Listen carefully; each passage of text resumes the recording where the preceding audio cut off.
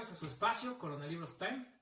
Hoy les voy a leer un relato padrísimo de Marguerite Yourcenar, una de las escritoras más importantes de la historia de la literatura, una mujer fantástica. Fue la primera mujer de la lengua académica, la lengua francesa, y bueno, es de las top de las escritoras de toda la historia.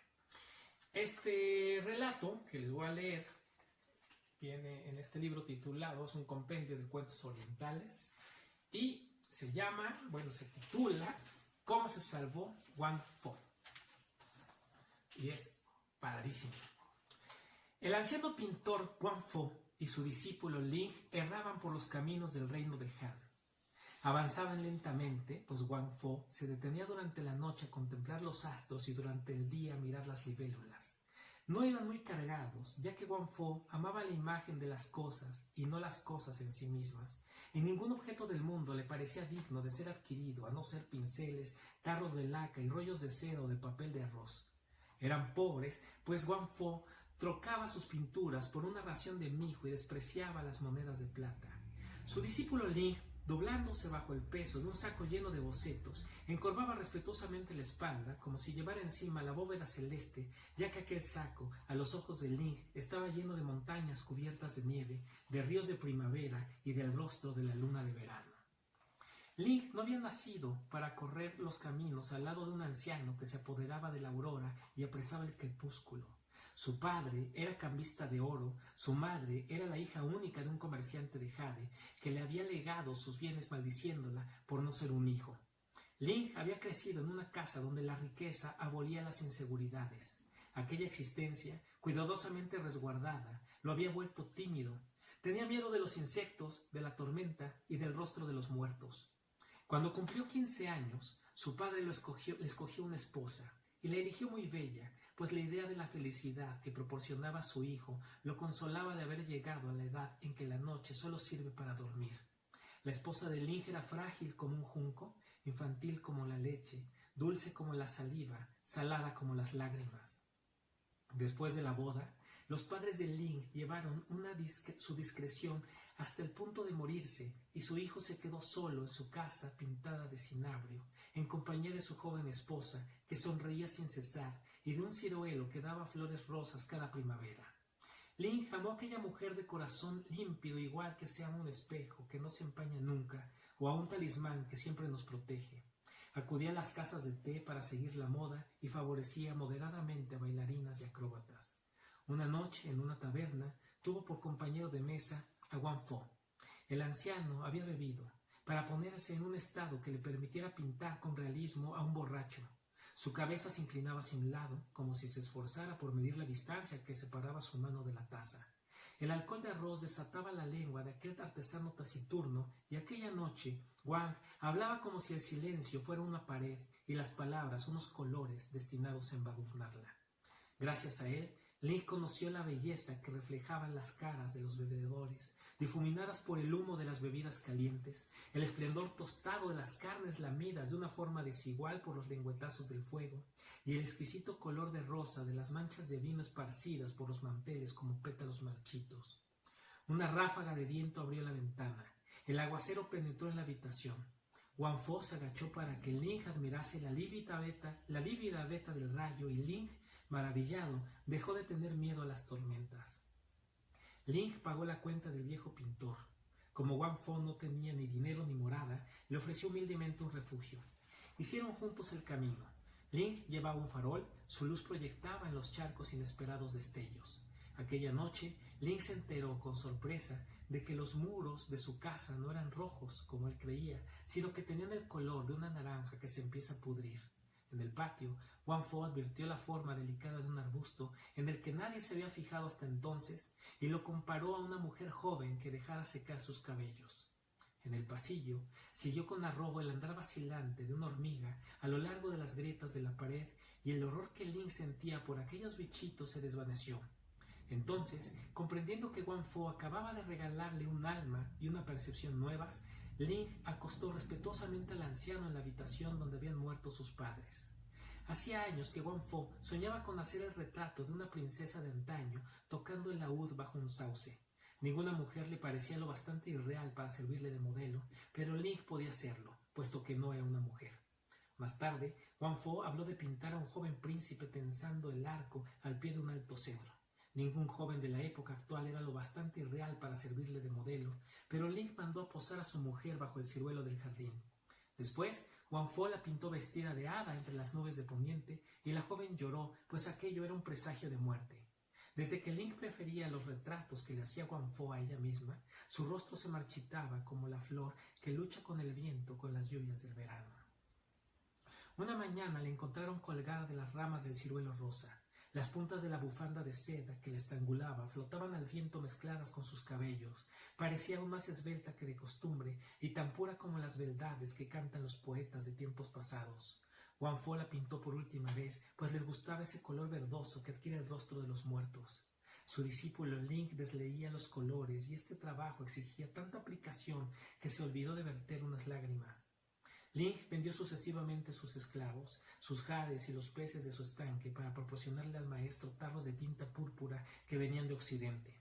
Cuando la casa estuvo vacía, se marcharon y Ling cerró tras él la puerta de su pasado. Wang Fo estaba cansado de una ciudad en donde ya las caras no podían enseñarle ningún secreto de belleza o de fealdad, y juntos ambos, maestro y discípulo, vagaron por los caminos del reino de Han. Su reputación los precedía por los pueblos, en el umbral de los castillos fortificados y bajo el pórtico de los templos donde se refugian los peregrinos inquietos al llegar al crepúsculo. Se decía que Wang Fo tenía el poder de dar vida a sus pinturas gracias a un último toque de color que añadía a los ojos. Los granjeros acudían a suplicarle que les pintase un perro guardián, y los señores querían que les hiciera imágenes de soldados. Los sacerdotes honraban a Wang Fo como un sabio, el pueblo lo temía como un brujo. Wang se alegraba de estas diferencias de opiniones que le permitían estudiar a su alrededor las expresiones de gratitud, de miedo o de veneración. Ling mendigaba la comida, velaba el sueño de su maestro y aprovechaba sus éxtasis para darle masaje en los pies. Al apuntar el día, mientras el anciano seguía durmiendo, salía en busca de paisajes tímidos escondidos detrás de los bosquecillos de juncos. Por la noche, cuando el maestro, desanimado, tiraba sus pinceles al suelo, él los recogía. Cuando Wang Fo estaba triste y hablaba de su avanzada edad, Ling le mostraba sonriente el tronco sólido de un viejo roble.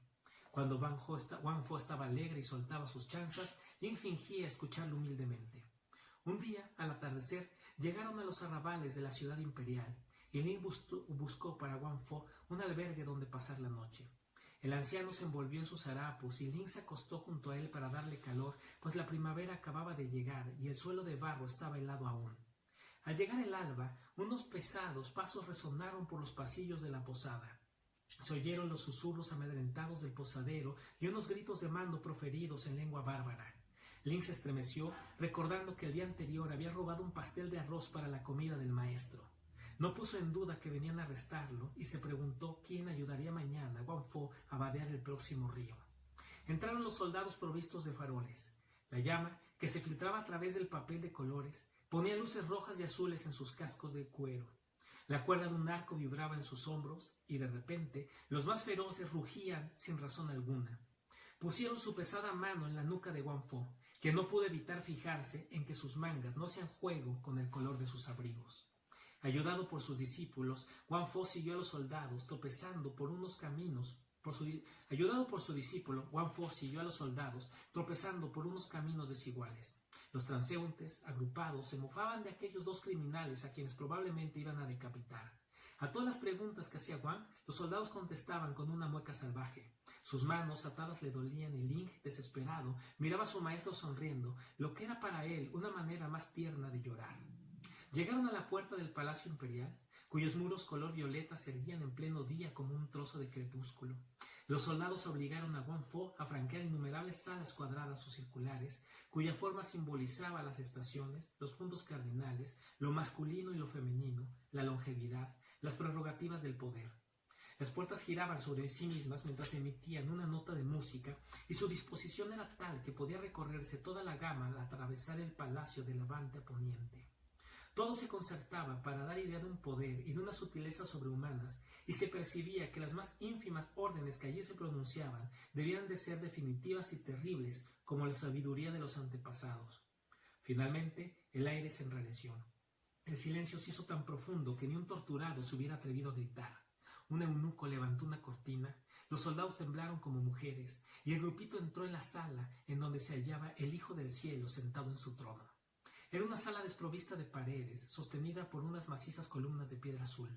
Florecía un jardín al otro lado de los fuestes de mármol, y cada una de las flores que encerraban sus bosquecillos pertenecía a una exótica especie traída de allende los mares. Pero ninguna de ellas tenía perfume, por temor a que la meditación del dragón celeste se viera turbada por los buenos olores. Por respeto al silencio en que bañaba sus pensamientos, ningún pájaro había sido admitido en el interior del recinto y hasta se había expulsado de allí a las abejas.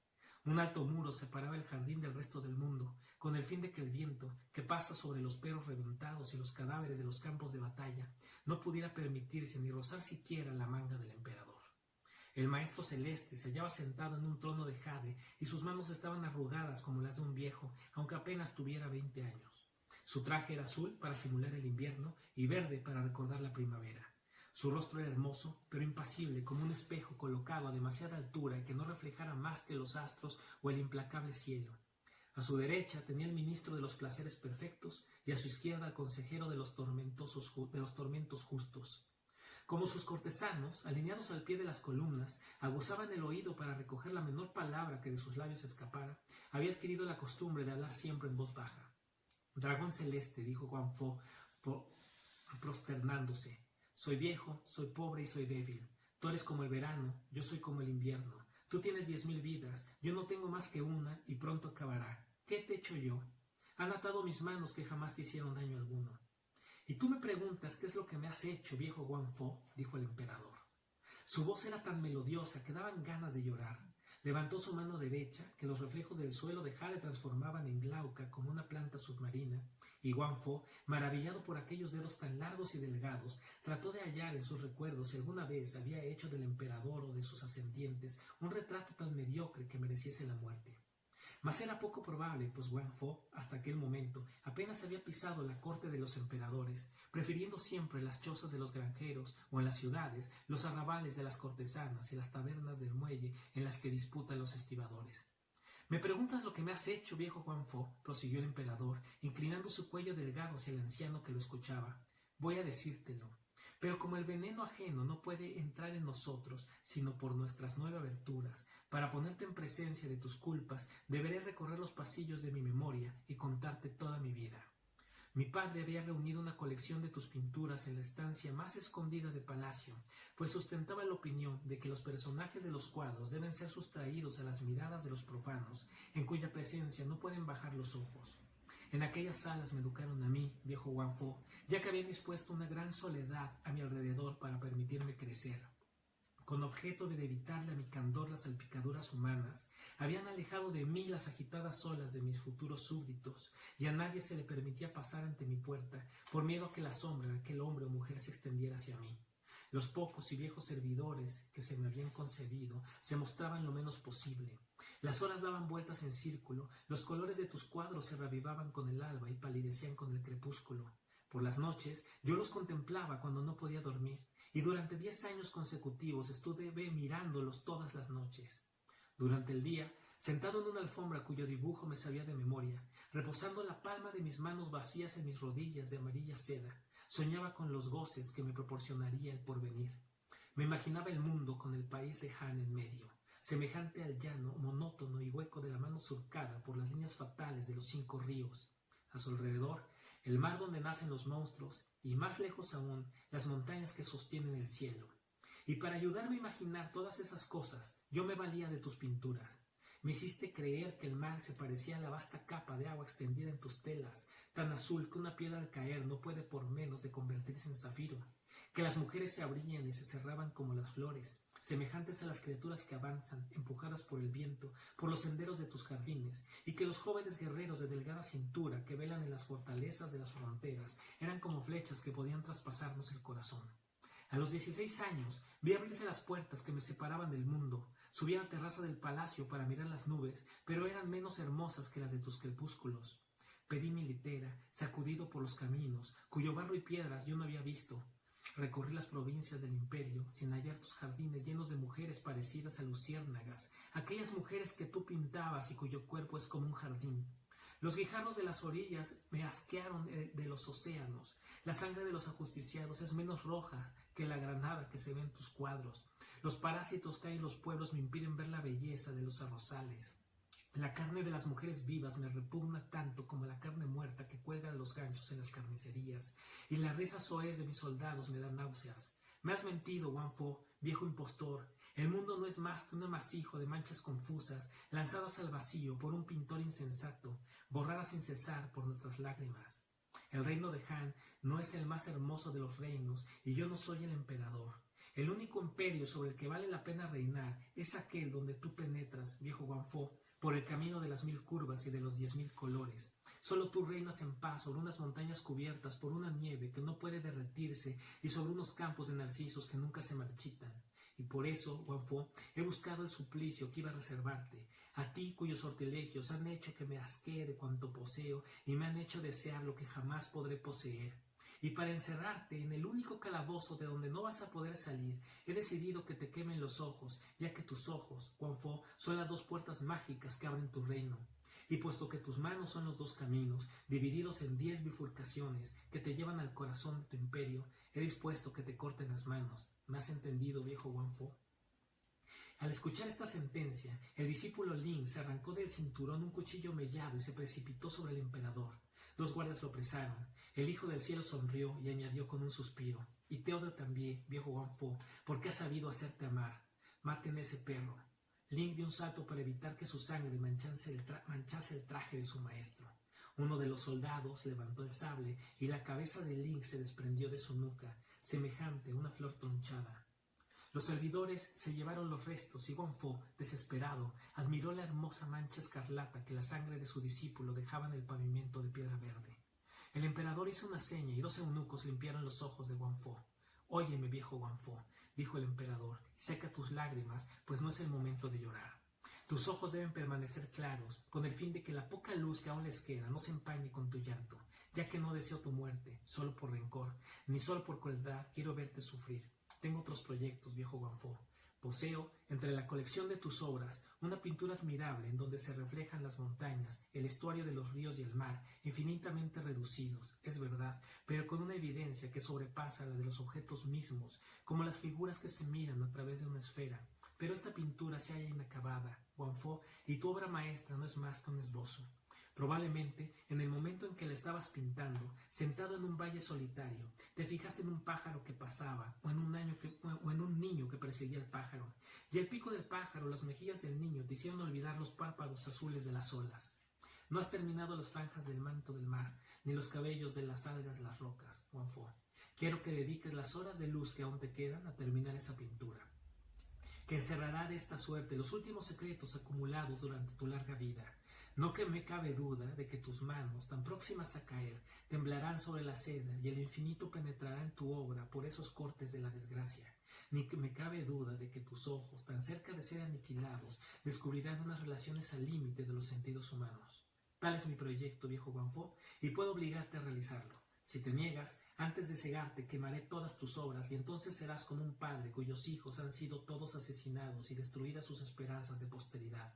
Piensa más bien, si quieres, que esta última orden es una consecuencia de mi bondad, pues sé que la tela es la única amante a quien tú has acariciado.